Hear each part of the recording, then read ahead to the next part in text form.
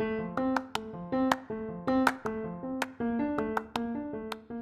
you have ever thought about starting your own podcast, you should check out Riverside. Riverside is an online recording studio that lets you record podcasts and video in studio quality from anywhere. And if you click on the affiliated link in the episode description and you buy a subscription, you will also be supporting the podcast. And if you're going to start your own podcast or you just want to continue to listen to great podcasts, you need headphones or speakers. If you click on the Amazon affiliated link, you can get great deals on headphones and speakers. And if you make a purchase, it will also help support the podcast. Both links will be in the episode description if you are interested.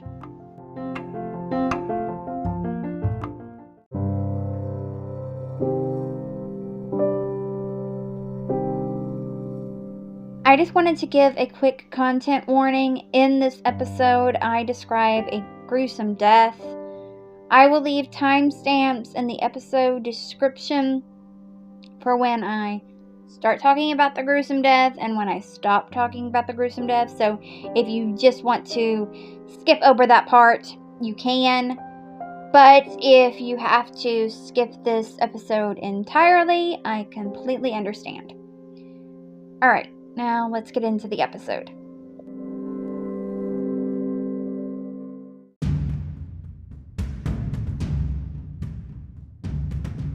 In the early days of America, and by early days of America, I mean before America was even a country, back when it was still the colonies, there was, let's call it, tension between the European settlers and the Native Americans. Battles and wars were fought as European settlers tried to gain control over the new place that they wanted to call their home. And Native Americans fought to defend the place that they had called home for generations. But it wasn't all death and destruction. Some Native Americans were able to find peace with their new neighbors. Some even called their new neighbors friends.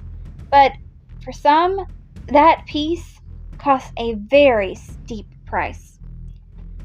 Hi, my name is Courtney Jewell, and you are listening to the 15th episode of the second season of History Shelf, a podcast about history that proves that sometimes fact is even more interesting than fiction.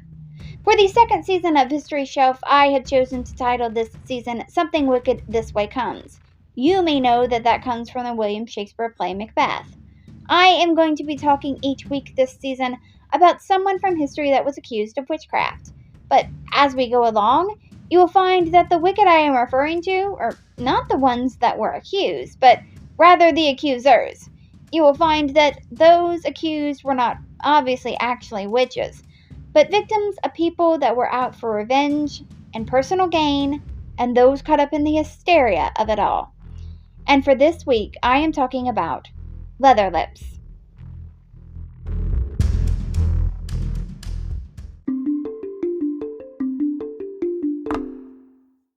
Leatherlips also went by the names Shateya Ranya, which means the same size as blue. He went by the name Thadianio, and in his later years he was called Su Chai Etris, which means long gray hair. Leatherlips was given the name Leatherlips by white settlers. They gave him that name because they said his word was as strong as leather. Leatherlips is what he is mainly known as today, and so to avoid confusion from now on, I refer to him as Leatherlips and only Leatherlips. Leatherlips was born in 1732, and he was a Wyandot Native American chief. Before researching Leatherlips, I knew nothing about the Wyandot people. So, before I go any further into Leatherlips' story, I think it would be a good idea to give you some information on the Wyandot people. The Wyandot people originally came from southern Ontario. They were also called Hurons, but they referred to themselves as Wyandot and then later Wyandot. That means peninsula people. Their language was related to the Iroquois languages. The Iroquois Confederacy attacked them and drove them from the Georgian Bay. Some went to northern Ohio.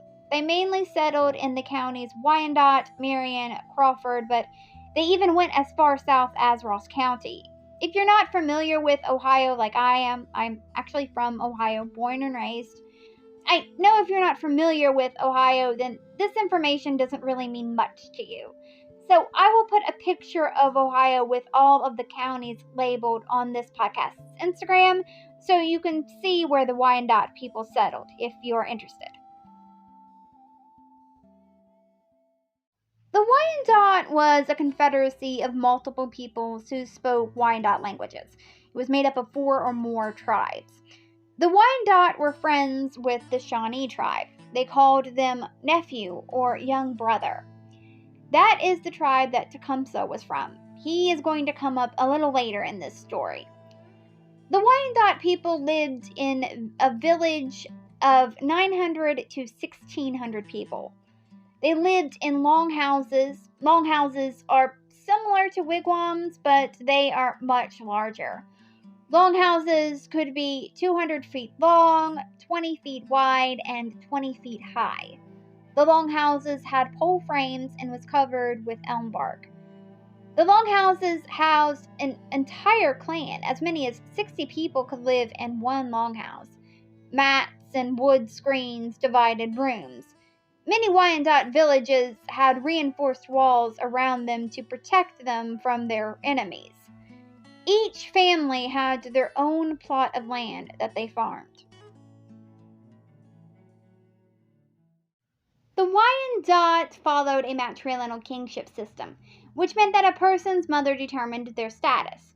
It also meant that a mother's older brothers would play a more important role to someone than their father would. They had gender-specific roles. The men fought wars, and they were known to be excellent warriors. The men would also hunt and fish, and they were in charge of diplomacy. The women were in charge of farming, property, and family. They made clothes, cooked, processed game, and raised the children. Only men could be chiefs, but only women could vote on who became chief. Today that has changed, but during Leatherlips' days, that is how it was. The men used bows and arrows for hunting, and spears, fishing poles, and nets for fishing. They used bows and arrows, war clubs, and spears for fighting. Men wore breechcloths, leggings, and deerskin tunics in the winter. They wore their hair either long or in a mohawk, and some that had a mohawk would add brightly colored porcupine roach. The women wore wraparound skirts and poncho-like style blouses, or deerskin dresses with removable sleeves. Women usually wore their hair in one long braid, and the Wyandot wore moccasins. Men would paint their bodies and sometimes have tribal tattoos, while the women did not paint their bodies or have any tattoos. Wyandot art included clay pots, weaving, and beadwork. They also created wampum out of white and purple shell beads. They made designs and pictures on wampum belts that either told a story or represented a person's family. Wampum beads were also used as a type of currency. The Wyandot told a lot of stories about Wyandot legends and fairy tales. They would tell the story of their creation myth. Spirituality and religion were very important to the Wyandot, and I want to be respectful of their beliefs, so I am going to share with you their creation myth, word per word, how it is written on a website called First People. Here is the Wyandot creation myth. In the beginning, there was only one water, and the water animals that lived in it. Then a woman fell from a torn place in the sky. She was a divine woman, full of power. 2 loons flying over the water saw her falling. They flew under her, close together, making a pillow for her to sit on. The loons held her up and cried for help.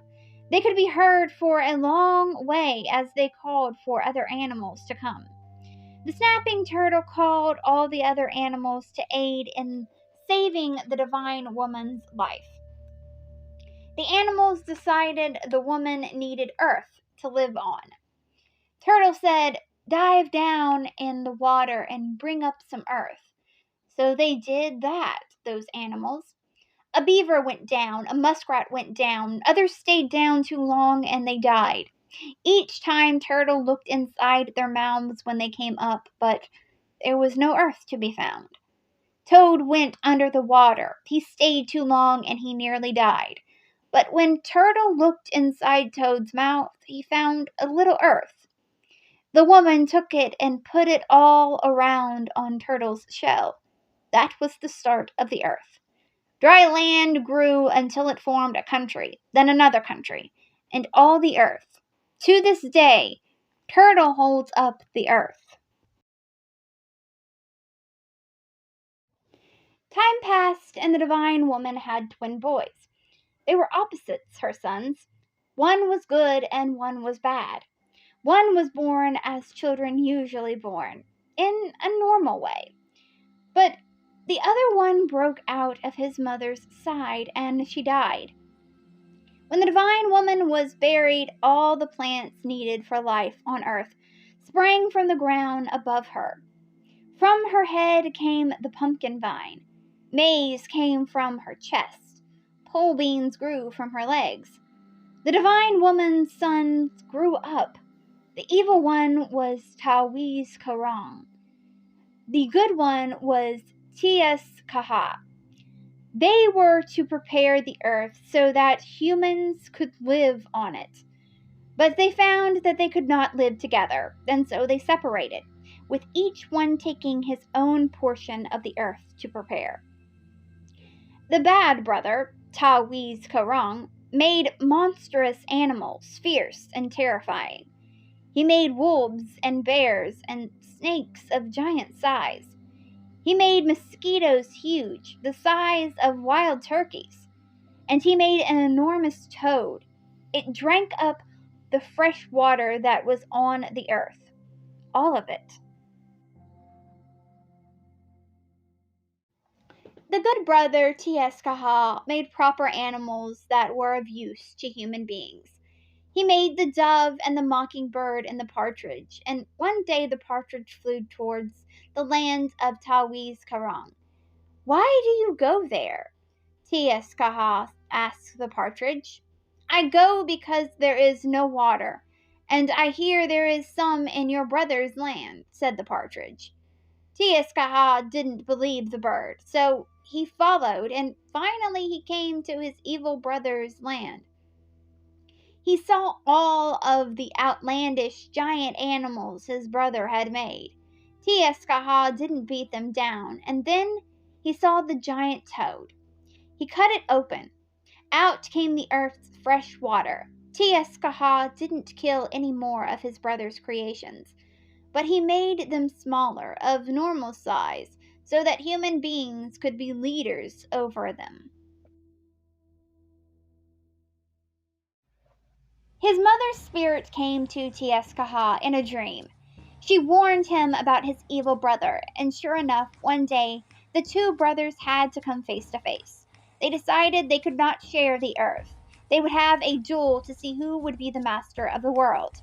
Each had to overcome the other with a single weapon.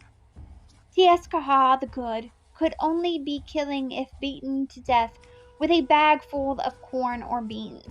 The evil brother could be killed only by using the horn of a deer or other wild animal. Then the brothers fixed the fighting ground where the battle would begin. The first turn went to the evil brother, Tawiz Karang. He pounded his brother with a bag of beans. He beat him until T.S. Kaha was nearly dead. But not quite. He got his strength back and he chased Tawiz Karang. Now it was his turn. He beat his evil brother with a deer horn. Finally, T.S. Kaha took his brother's life away. But still, the evil brother wasn't completely destroyed. I have gone to the far west, he said. All the races of men will follow me to the west when they die. It is the belief of the Hurons to this day. When they die, their spirits go to the far west, where they will dwell forever. On the Wyandot Nation website, they break down what their symbol means. The turtle signifies the belief that the world was created on the back of a snapping turtle. So, going back to the story that I just told you, that turtle is also known as the mossback turtle. The willow branches are on the symbol because the tribe's ancestors believed that the willow tree signified the perpetual renewal of life because of its resilience after winter or famine. The war club and peace pipe shows that they are ready for war or peace at any time.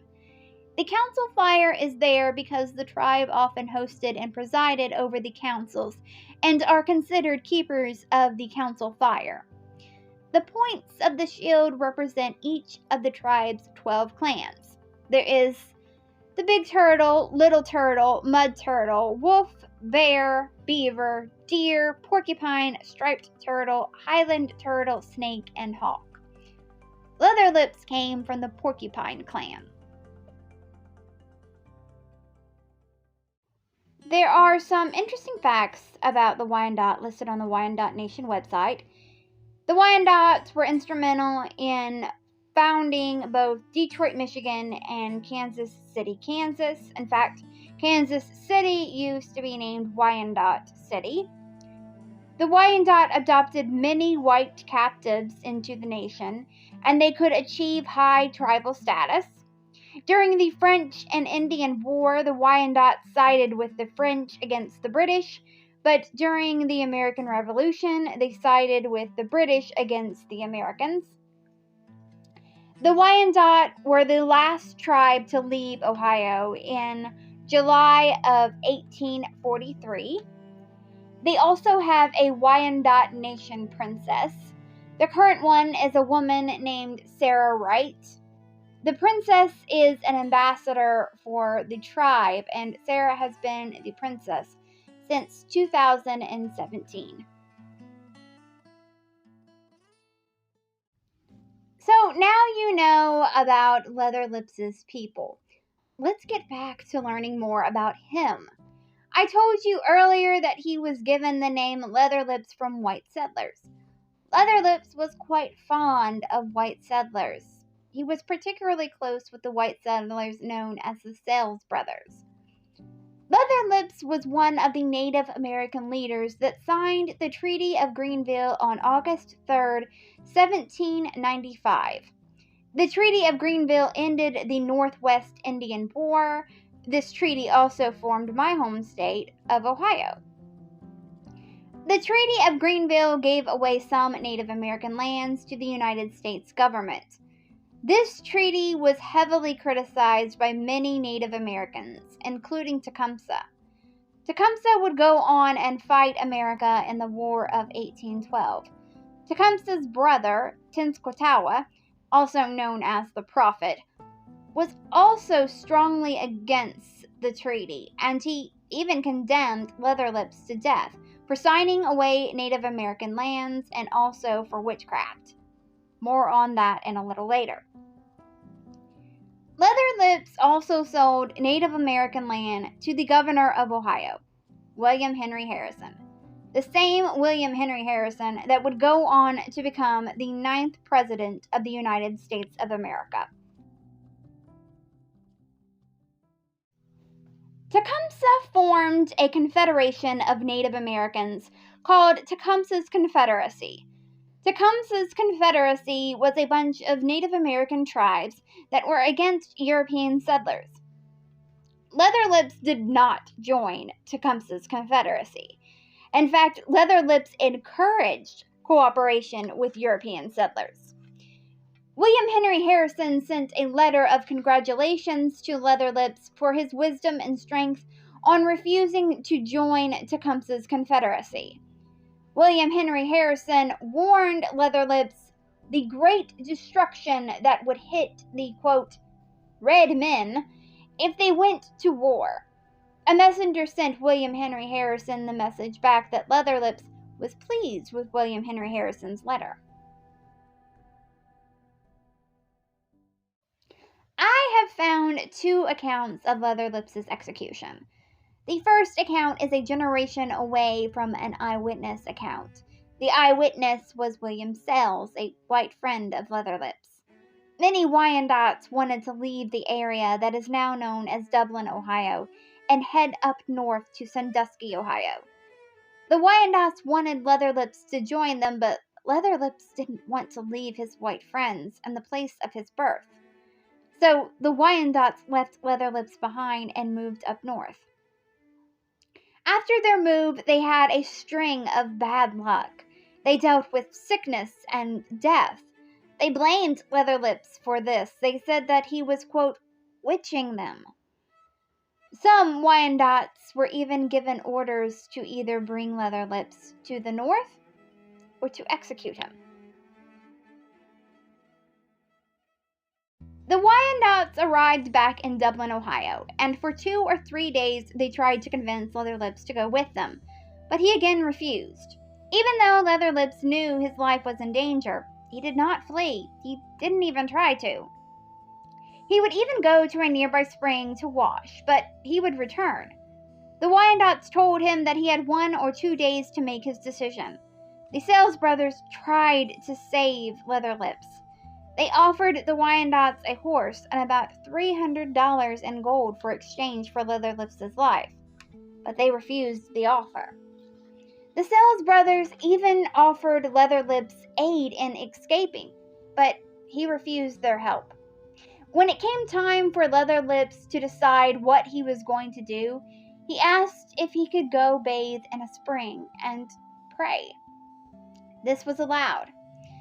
The Wyandots had dug a shallow grave for Leatherlips.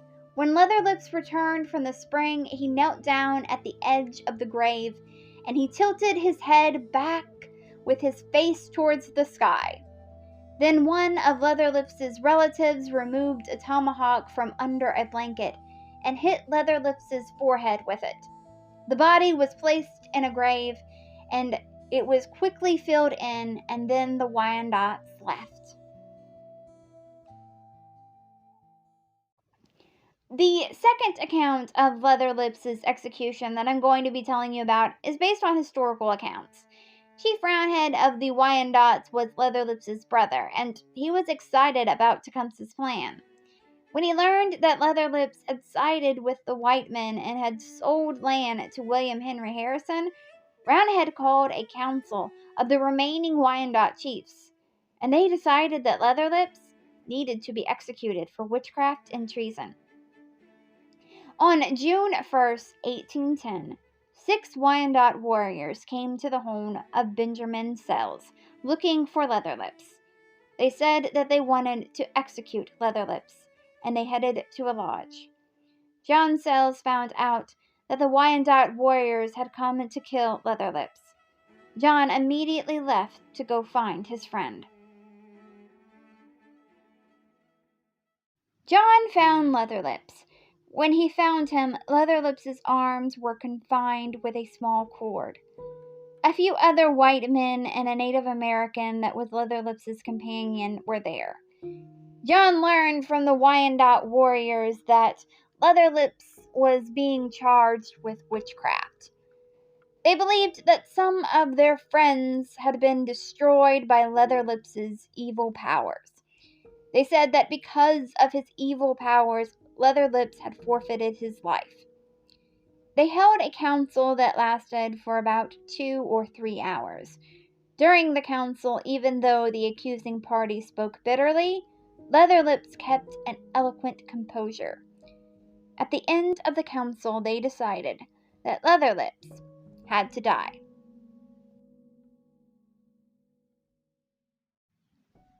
Some of the white men there asked about the execution, and the captain of the warriors pointed to the sun and said that the execution would take place at 1 p.m. John Sells asked the captain what Leatherlips had done, and he replied, quote, "Very bad Indian. Make good Indian sick. Make horse sick. Make die. Very bad chief." End quote. John tried to get some of the white men there to help Leatherlips, but they wouldn't. Other Native American tribes also wouldn't help him. Then John offered the captain to trade him, Leatherlips, for a horse worth $300. The captain asked to see the horse, and the captain looked at the horse, but after a long time, he refused the offer. Then the other 5 Wyandots started running and jumping around. The captain was asked again about the time of the execution, and he pointed to the sun and indicated that it would take place at 4 p.m. I don't know why the time changed. Leatherlips then ate some venison jerky, washed himself, got dressed in his finest clothes, and then painted his face. When it came close to his execution, he shook the hands of all the spectators. When he got to John, he grasped his hands warmly and spoke to him for a few minutes in the Wyandot language, and he pointed towards the heavens. Then he turned from his wigwam and started to chant the death song. The Wyandot warriors then joined him. Leatherlips then knelt down and prayed to the Great Spirit. When Leatherlips was done, the captain knelt down beside him and said a similar prayer. John told the captain they at least should execute Leatherlips from beyond the limit of the white settlement. The captain replied, quote, "No, good Indian fraid. He no go with this bad man. Mouth give fire in the dark night. Good Indian fraid. He no go. My friend, me tell you, white man kill him. Indian say nothing." End quote. Leatherlips then knelt down again and prayed again. When he was done praying, he did not get up. One of the warriors drew a tomahawk from beneath the skirts of his capote. He walked behind Leatherlips and struck the crown of his head. Leatherlips fell and laid in pain for a little bit. The Wyandot pointed to the sweat on the white man's faces and necks, and he said that that was proof that Leatherlips was guilty.